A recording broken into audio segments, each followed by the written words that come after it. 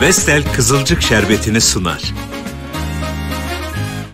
Evlilik, karşılıklı sadakat, güven ve sevgi temelleri üzerine kurulur. Gönüller bir olunca bence hiçbir önemi yok. 11 ayın sultan da geliyor. Bu akşam ilk sahurumuza kalkacağız. Çok ses etme de Cemre uyanmasın. Bizim evde şenlik vardır. Doğan'ın halleri ne öyle? Ne oldu o kıza? Tadı tutmalar, acayip masraflar. İpin ucunu bu kadar kaçırırsan sonra başın dertten kurtulmaz, ben sana söyleyeyim. Güzel olur ama otelde daha fazla insan ağırlarsınız. Üçüncü kocanın artık ne insanı. Senin arkadaşlığın da bize iyi geliyordu. Ben arkadaşla kalmak istemiyorum. Doğa çok mutlu görünüyor. Umarım bunlar geçici göz boyamalar değildir.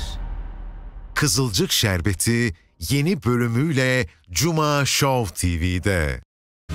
Vestel Kızılcık Şerbeti'ni sundu.